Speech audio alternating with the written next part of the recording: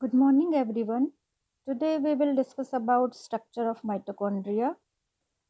ये माइटोकॉन्ड्रिया की संरचना सामान्यतः एग्जाम में पूछी जाती है क्योंकि जो सेल ऑर्गेनेल्स है उनमें सबसे इम्पॉर्टेंट जो ऑर्गेनेल है वो है माइटोकॉन्ड्रिया।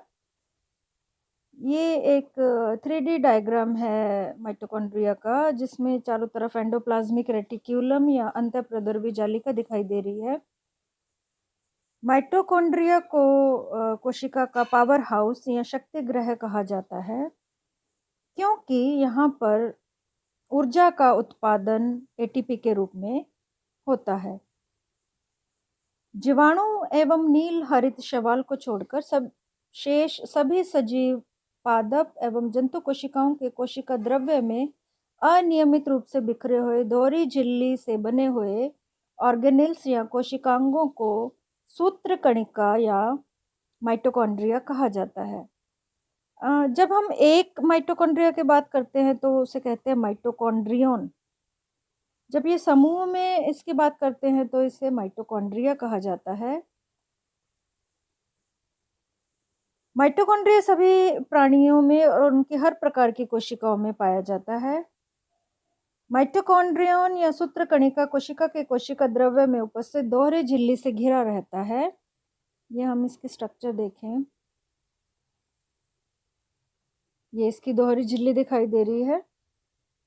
माइटोकॉन्ड्रिया के भीतर आनुवंशिकी पदार्थ के रूप में डीएनए होता है, जो कि वैज्ञानिकों के लिए आश्चर्य एवं खोज का विषय है, क्योंकि जनरली जो डीएनए हम इस बात से कोरिलेट करते हैं कि डीएनए केंद्रक में होगा, लेकिन माइटोकॉन्ड्रिया में भी डीएनए होता है।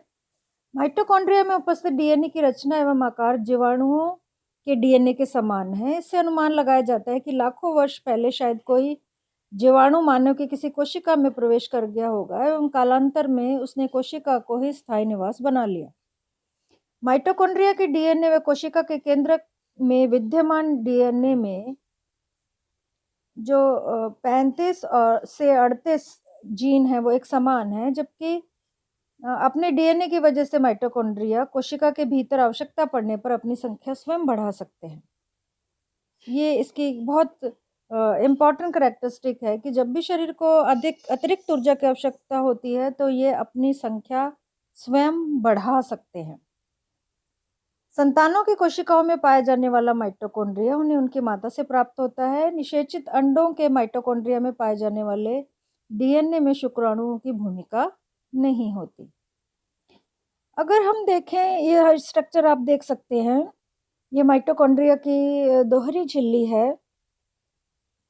बाहरी झिल्ली दिखाई दे रही है और ये आंतरिक झिल्ली दिखाई दे रही है, और इसके बाहरी झिल्ली की बाहरी सतह पे भी एंजाइम्स होते हैं और आंतरिक झिल्ली की बाहरी सतह पे भी और आंतरिक सतह पे भी एंजाइम्स उपस्थित होते हैं, और इन्हीं एंजाइम्स के द्वारा यहाँ पर ये जो मैट्रिक्स है वहाँ पे पोषक तत्व पहुँचते हैं और उनका उपापचयन होता है। राइबोसोम्स दिखाई दे रहे हैं। इसका जो बीच का पदार्थ है, इस क्रिस्टी के अंदर उपस्थित दोहरी झिल्ली के बीच में जो स्थान है वो माइटोकॉन्ड्रियल मैट्रिक्स कहलाता है। ये गाढ़ा प्रोटीन होता है और ये माइटोकॉन्ड्रियल डीएनए दिखाई दे रहा है, और इसके बीच में जो जगह है वो अंतःकला स्थान या इंटरमेम्ब्रेन स्पेस कहलाता है। और ये एक एंजाइम दिखा रखा है, एटीपी सिंथेज, मीन्स इसके नाम से पता चल रहा है ये एटीपी का संश्लेषण करता है। एटीपी क्या है? ऊर्जा की इकाई, एडिनोसिन ट्राइफॉस्फेट। श्वसन की क्रिया प्रत्येक जीवित कोशिका के कोशिका द्रव्य और माइटोकॉन्ड्रिया में संपन्न होती है। श्वसन संबंधी प्रारंभिक क्रियाएं साइटोप्लाज्म में होती हैं तथा शेष क्रियाएं माइटोकॉन्ड्रिया में होती हैं। क्योंकि क्रिया के अंतिम चरण में ही अधिकांश ऊर्जा उत्पन्न होती है, इसलिए माइटोकॉन्ड्रिया को कोशिका का शक्तिगृह या पावर हाउस कहा जाता है। इसे श्वसनांग भी कहा जाता है। जीव विज्ञान की प्रशाखा कोशिका विज्ञान या कोशिका जैविकी, जिसे कि साइटोलॉजी कहा जाता है, इस विषय में विस्तार से वर्णन उपलब्ध कराती है। अमेरिका के शिकागो विश्वविद्यालय के डॉक्टर सीविया एच बेंसली एवं Normand L Hoerr and Rockefeller Institute of Medical Research के डॉक्टर अल्बर्ट क्लार्ड ने विभिन्न प्राणियों के जीव कोशों से माइटोकॉन्ड्रिया को अलग कर उनका गहन अध्ययन किया है। उनके अनुसार माइटोकॉन्ड्रिया की रासायनिक प्रक्रिया से शरीर के लिए पर्याप्त शक्ति उत्पन्न होती है। संग्रहित ऊर्जा का रासायनिक स्वरूप एटीपी, जिसे कि एडिनोसिन ट्राइफॉस्फेट कहते हैं, है। शरीर की आवश्यकता अनुसार जिस भाग में ऊर्जा की आवश्यकता अधिक होती है, वहां अधिक मात्रा में माइटोकॉन्ड्रिया पाए जाते हैं। माइटोकॉन्ड्रिया के द्वारा मानव इतिहास का अध्ययन और खोज में विशेष अध्ययन किया जा रहा है, क्योंकि उनमें पुराने गुणसूत्र उपलब्ध होते हैं। शोधकर्ता वैज्ञानिकों ने पहली बार कोशिका के इस ऊर्जा प्रदान करने वाले घटक को एक कोशिका से दूसरी कोशिका में स्थानांतरित करने में सफलता प्राप्त की है। ये एक बहुत बड़ी सक्सेस है साइंटिस्ट की कि माइटोकॉन्ड्रिया को एक सेल से दूसरी सेल में ट्रांसफर कर सकते हैं। माइटोकॉन्ड्रिया में दोष उत्पन्न हो जाने पर मांसपेशियों में विकार, एपिलेप्सी, जिसे मिर्गी कहा जाता है, पक्षाघात या पैरालिसिस और मंद बुद्धि जैसी समस्याएं पैदा हो सकती हैं। अगर हम ये डायग्राम देखें, उपापचयन में माइटोकॉन्ड्रिया की विशेष भूमिका है, तो ये उपापचयन को ही डायग्राम दर्शा रहा है। यहाँ पे ग्लूकोज दिखाई दे रहा है, ग्लूकोज से पायरुवेट बनेगा, लैक्टेट बनेगा। ऑक्सीजन की उपस्थिति में पायरुवेट बनता है, अनुपस्थिति में लैक्टेट बनता है। ये एंजाइम्स दिखा हैं, pyruvate dehydrogenase, pyruvate dehydrogenase kinase, और ये क्रेब साइकिल दिखा रखा है, टीसीए साइकिल दिखा रहा है, जिसे क्रेब साइकिल भी कहते हैं। एसिटाइल कोएंजाइम एक क्रेब चक्र में प्रवेश करता है पायरुवेट के द्वारा। तो इस माइटोकॉन्ड्रिया में ग्लूकोज का एक अणु पूरी तरह से उपापचयित होकर 38 एटीपी बनाता है।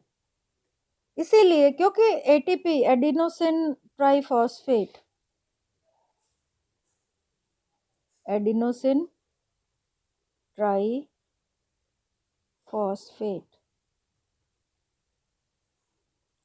क्योंकि ऊर्जा की इकाई है एटीपी, माइटोकॉन्ड्रिया में बनती है, इसीलिए इसे कोशिका का शक्तिग्रह कहा जाता है। ये एक और 3D डायग्राम में आप माइटोकॉन्ड्रिया देख सकते हैं। दोहरी झिल्ली से बनी हुई संरचना है। यहाँ भी आप ये भी एक 3D डायग्राम है, जिसमें आप माइटोकॉन्ड्रिया को देख सकते हैं।